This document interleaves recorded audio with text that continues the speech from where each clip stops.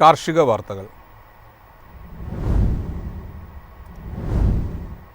Pineapple കൃഷിക്ക് കനത്ത തിരിച്ചടിയായി മഴ. വിൽപ്പന കുറഞ്ഞതോടെ പൈനാപ്പിളിൻ്റെ വില 9 വർഷം മുമ്പുള്ള നിലയിലേക്ക് കൂപ്പുകുത്തി. പൈനാപ്പിൾ വാലി എന്നറിയപ്പെടുന്ന മൂവാറ്റുപുഴയിലെ വാഴക്കുളം ഉൾപ്പെടെയുള്ള പ്രധാന കൃഷിമേഖലകളിലെല്ലാം കനത്ത മഴ തുടരുകയാണ്. തുടർച്ചയായ മഴ പൈനാപ്പിൾ കൃഷിക്ക് അനുകൂലമല്ല. ഈർപ്പം കാരണം കീടബാധ വർദ്ധിക്കുകയും ചെടികളും തൈകളും അഴുകുകയും ചെയ്യുന്നുണ്ട്. മഴക്കാലത്ത് കീടനാശിനി തളിച്ചാൽ ചെടിയിൽ പിടിക്കും മുമ്പ് മഴയിൽ ഒലിച്ചു പോകുന്നതിനാൽ ഫലം ലഭിക്കില്ല. പൈനാപ്പിൾ കാനിക്ക് മുമ്പ് 17 രൂപ വരെയായിരുന്നു വില. എന്നാൽ നിലവിൽ പരമാവധി 9 രൂപയാണ് വില. കാനി സുലഭമായതാണ് വില കുറയാൻ കാരണം. പുതുകൃഷി നടത്തുന്നവർക്ക് ചെലവ് കുറയുന്നതിനാൽ ഈ വിലക്കുറവ് ഒരു ആശ്വാസമാണ്.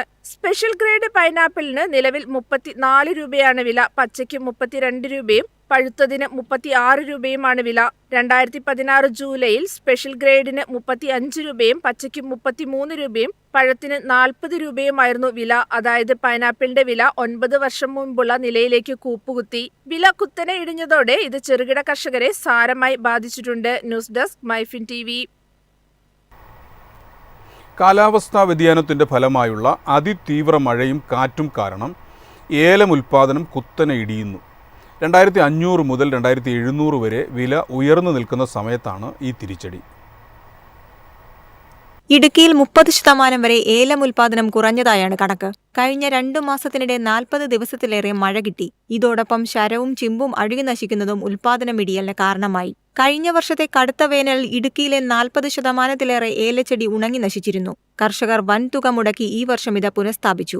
ഉണങ്ങാതിരിക്കാൻ ഗ്രീൻ നെറ്റുമിട്ടു. ഇതോടെ ഈ വർഷം വേനൽ ശക്തമായെങ്കിലും മികച്ച വിളവുണ്ടായി. എന്നാൽ മെയ് പകുതിയോടെ ആരംഭിച്ച മഴ ഇടവേളകളില്ലാതെ തുടർന്നു. ഇടയ്ക്കിടെയുണ്ടായ അതിതീവ്ര മഴയിലും ഒപ്പമുണ്ടായ കാറ്റിലുമാണ് ഏലത്തട്ടകൾ കൂട്ടത്തോടെ നശിച്ചത്. ഉൽപാദനം ഏറ്റവും കൂടുതലുള്ള ഉടുമ്പൻചോല താലൂക്കിലാണ് കൃഷിനാശമേറെയും. മഴ കനത്തതോടെ അഴുകൽ രോഗവും വ്യാപകമാണ്. രാജകുമാരി, രാജാക്കാട്, ശാന്തൻപാറ, വണ്ടൻമേട്, കുമളി, വണ്ടിപ്പെരിയാർ പഞ്ചായത്തുകളിലാണ് ചെടികൾക്ക് രോഗബാധയേറെയും. ബോഡോ മിശ്രിത പ്രയോഗമുണ്ടെങ്കിലും മഴ തുടരുന്നതിനാൽ ഏശുന്നില്ല. ശരവും ചുമ്പുമാണ് അഴുകി നശിക്കുന്നത്. News desk Myfin TV. രാസവളത്തിന് അടിക്കടി വില കൂടുന്നതും ലഭ്യത കുറയുന്നതും കർഷകർക്ക് ഇരുട്ടടിയാവുന്നു. കർഷകർ ഏറ്റവും അധികം ഉപയോഗിക്കുന്ന സമ്മിശ്ര വളമായ ഫാക്ടം ഫോസിൻ്റെ ക്ഷാമമാണ് കൂടുതൽ പ്രതിസന്ധി സൃഷ്ടിക്കുന്നത്. Factamfos, urea, potash, di ammonium phosphate വളങ്ങൾ കിട്ടാനില്ലെന്നാണ് കർഷകരുടെ പരാതി. വിരിപ്പ് കൃഷിയുടെ 2ാം ഘട്ട വളപ്രയോഗത്തിനായി വളം കിട്ടാനില്ലാത്ത സ്ഥിതിയാണ്. ഓണത്തോടനുബന്ധിച്ച് വിളവെടുപ്പ് നടത്താവുന്ന തരത്തിലാണ് വിരിപ്പ് കൃഷി. 2ാം വളപ്രയോഗം നടത്താനാകാതെ പലരും ബുദ്ധിമുട്ടിലാണ്. പ്രതിസന്ധി മറയാക്കി ഗുണനിലവാരമില്ലാത്ത സ്വകാര്യ കമ്പനികളുടെ വളങ്ങളും ജൈവവളങ്ങളും കർഷകരിൽ അടിച്ചേൽപ്പിക്കാനും നീക്കമുണ്ട്. 1500 രൂപയായിരുന്ന പൊട്ടാഷിന് 300 രൂപയാണ് വർദ്ധിച്ചത്. നിലവിൽ 1800 രൂപയാണ് പൊട്ടാഷ് വില. മിശ്രിത വളത്തിന് 1310 രൂപയായി. മറ്റു വളങ്ങൾക്ക് 100 രൂപ, 90 രൂപയുടെ വർധനമാണുണ്ടായത്. യൂറിയ കിലോ 266 രൂപയാണ്. ജൂലൈയിൽ റബ്ബർ, വാഴ, കപ്പ, തെങ്ങ്, പച്ചക്കറി കൃഷി തുടങ്ങിയവയ്ക്ക് വളമിടേണ്ട കർഷകരെയാണ് വിലവർദ്ധനവ് പ്രതികൂലമായി ബാധിക്കുന്നത്. 70% സബ്സിഡി വളങ്ങളും വിൽക്കുന്നത് സഹകരണ ബാങ്കുകളുടെ വളം ഡിപ്പോയിലൂടെയാണ്. സ്വകാര്യ സ്ഥാപനങ്ങളിലും സബ്സിഡി വളങ്ങൾ ലഭ്യമാണ്. News desk Myfin TV. മാമ്പഴത്തിന് ഡിമാൻഡ് വർദ്ധിച്ചതോടെ വ്യാജനും വിപണിയിൽ നിറയുന്നു. ഇവ ഗുരുതരമായ ആരോഗ്യ പ്രശ്നങ്ങളിലേക്ക് നയിക്കുമെന്നാണ് പഠനങ്ങൾ പറയുന്നത്. മാർക്കറ്റുകളിലും വഴിയോരങ്ങളിലുമുള്ള മാമ്പഴ വിൽപ്പന നിത്യേനയുള്ള കാഴ്ചയാണ്. മുന്തിയ ഇനമായ നീലൻ, കല്ലാപ്പാടി തുടങ്ങിയവ 3 കിലോയ്ക്ക് 100 രൂപ തോതിലാണ് വിൽപ്പന. എന്നാൽ വിലക്കുറവിനോടൊപ്പം വലിയ തോതിൽ വിഷാംശവും മാമ്പഴത്തിലുള്ളതായി ആരും ശ്രദ്ധിക്കുന്നില്ല.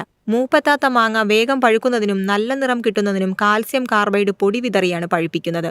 ഇത്തരം മാങ്ങ കഴിക്കുന്നതിലൂടെ അസറ്റലിൻ എന്ന വാതകം വയറിനകത്താവുകയും കുടലിനെ ബാധിക്കുകയും ദഹനപ്രക്രിയ അവതാളത്തിലാവുകയും ചെയ്യും.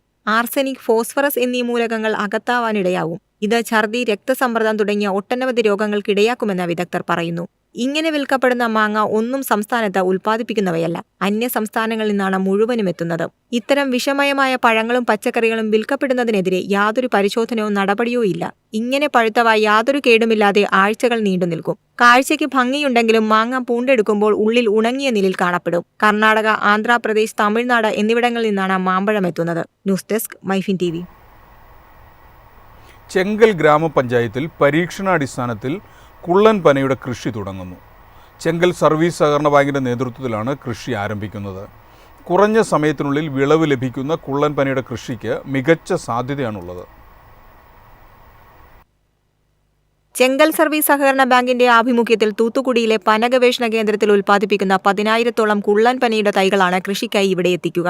തൂത്തുക്കുടിയിലെ കിള്ളിക്കുളം കാർഷിക കോളേജ് ആൻഡ് റിസർച്ച് ഇൻസ്റ്റിറ്റ്യൂട്ടിലെ പന ഗവേഷണ കേന്ദ്രമാണ് പുതിയ കുള്ളൻ പന ഇനങ്ങൾ വികസിപ്പിച്ചെടുത്തത്. നീര, പനശർക്കര, പനമിഠായി തുടങ്ങിയ പനയുടെ മൂല്യവർദ്ധിത ഉൽപ്പന്നങ്ങൾക്കായുള്ള ഗുണനിലവാര പരിശോധനാ ലാബും ഇവിടെ സജ്ജീകരിച്ചിട്ടുണ്ട്. ഒരു കാലത്ത് തെങ്ങുപോലെ തന്നെ കരിമ്പനകളാൽ നിറഞ്ഞ പ്രദേശമായിരുന്നു തെക്കൻ തിരുവിതാംകൂർ. പനകയറ്റു തൊഴിലും കള്ളും അക്കാനിയും കരുപ്പട്ടിയും നൊങ്കും പനങ്കിഴങ്ങും ഉൽപ്പന്നങ്ങളുമായി വിപുലമായ തൊഴിൽ ശൃംഖലയാണ് പനയെ ചുറ്റിപ്പറ്റി നിലനിന്നിരുന്നത്. കാലക്രമത്തിൽ പനകയറ്റിന് ആളില്ലാത്തതും പനകൾ മുറിച്ചുമാറ്റപ്പെടാൻ കാരണമായി. ഇന്ന് അങ്ങിങ്ങ ഒഴിഞ്ഞ പറമ്പുകളിൽ ഒറ്റപ്പെട്ട കരിമ്പനകൾ കാണാമെങ്കിലും ഗതകാലത്തെ തൊഴിലും വ്യവസായവും തമിഴ്നാട്ടിൽ മാത്രമാണ് നിലനിൽക്കുന്നത്.